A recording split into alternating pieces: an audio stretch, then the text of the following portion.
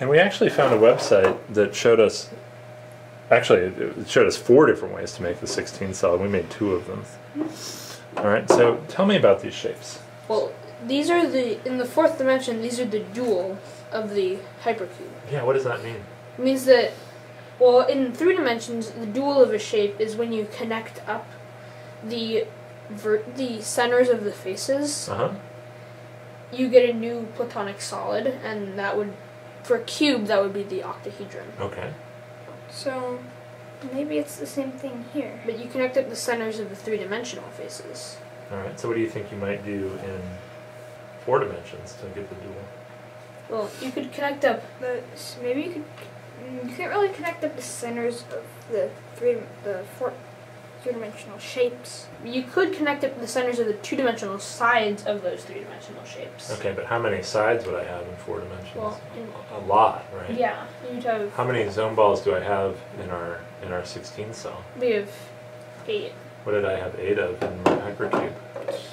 Cubes. So what do you think? It looks like it could be the centers of the cubes. So if I connect up the centers of the cubes, maybe. So it means this one, like somehow pulled down to the bottom, the big one, and this one somehow came up to the top. Yeah, well, not quite sure exactly how it all seems to work. The center and the center of the big cube and the center of the little cube are the same. That's in the 3rd dimension. We only have 7. Yeah, so maybe there's different ways to understand the projection here. So how many, for example, on one of our zone balls, how many different things does it connect to? Seems to connect to 6 different things. 6 different things, okay. Yeah, what 3-dimensional shape do you think is this the analog to? Looks like reminds me of an octahedron. It's not exactly an octahedron. So maybe this is the 4-dimensional version of an octahedron. Like this one here looks a bit more like an octahedron. It has the triangle faces. Yeah, and these are different projections of the same shape. So that's my last challenge to you guys. What is the same about these 2 shapes? The website said that they both use the same pieces. Oh, okay. One thing is they use the same zone pieces to build them. That's interesting. They have the same number of vertices. Yeah. They both kind of. I think. Like one example is I can look at this shape and I can see like a star with the 2 blue equilateral triangles. See that? And then also how can you do that with this shape? You can look at it point facing up. Oh, okay. Maybe if you look at these, I can actually kind of see the shape. Oh, can you? Yeah. Okay. So if you look at it from the top, like if you look at it from the side and this one from the top, they both look the same.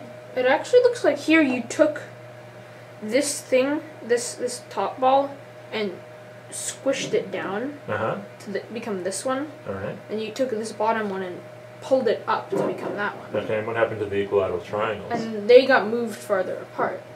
They got pulled up and pushed down. So they're connected here.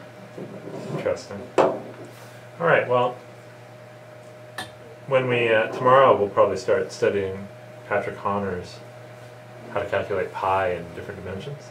Okay. Which one of our shapes, let's get rid of one of those. Which one of these do you think is most like a sphere? Well, I'd say this one, it has the most, this one has the most, like, curves, almost. These ones are more sharp, this one. Okay, what do you think? What do you think is the most like a sphere?